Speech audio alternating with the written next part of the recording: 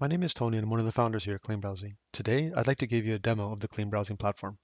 So let's log in.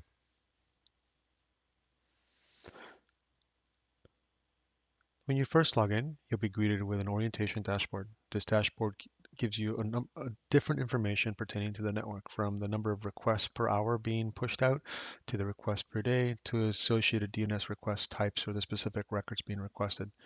Additionally, you'll be able to see which categories have been initiated per your blocks, which public IPs are hitting your network, and then of course the associated blocked and allowed domains. The activity panel is what gives you all the visibility into the network. It also allows you to parse according to whatever profiles or specific domains you might be interested in. So if I want to see how many times I've gone to stripe.com, I can simply search that and you'll be able to see exactly the number of requests. Here you'll see the public IP that made the request. You will also be able to see the associated profile. The network page is the most important page when you are trying to configure the platform, whether you're configuring it on the router or you're configuring it via an application for iOS or Android or Mac or Windows. All the information you require will be here. For more advanced users, a lot of your DNS encryption information, whether that's dot or do, can be found here. This is where you will bind your public IP. I'll go into that in a different video. And then you can create dynamic device knockers to maintain access to dynamic public IPs.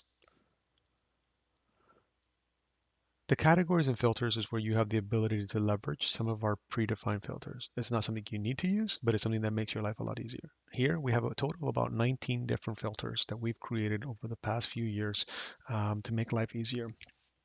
So if I wanted to block all social networks on my platform, I'd simply click on this. And then that'll disable things like Facebook and Twitter and TikTok and Instagram, etc. It's great if you have kids and you want to disable kind of what's happening on your network for a little bit.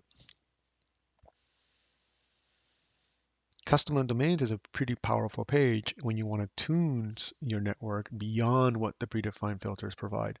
So say you don't like what a category is on one of the predefined filters, you have the ability to create custom rules that either allow the domains to go through or block them from going through. So maybe we're missing something and you'd prefer to be blocked, or you want to just tune it based on your specific needs. Whether you're a parent or an organization, this is where you would do that. You also have the ability to take advantage of any network-based controls that a platform might provide. For instance, YouTube allows additional controls on top of what the normal user can do, and they make that available at the network level. We take advantage of that to expose that to you here.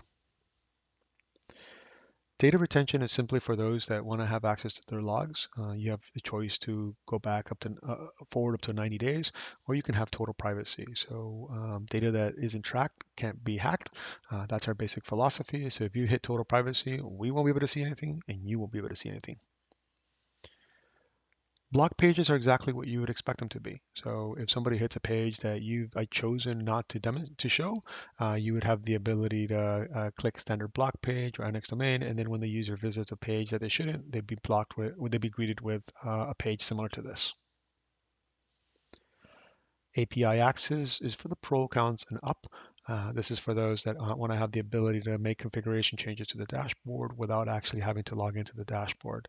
And this is more for the advanced users organizations. And lastly is profiles. I won't go into details right now, but the profiles essentially allow you to group devices and have different filters according to those groupings. So really, really powerful feature. This is available even in our basic plans and all the way up to large enterprises. But this is one of the fan favorites. And so with that, I'd like to close it out and encourage you to ask any questions you have on community.cleanbrowsing.org or simply send us an email at support@cleanbrowsing.org. Again, my name is Tony, and I want to thank you for taking the time to watch this video. Bye.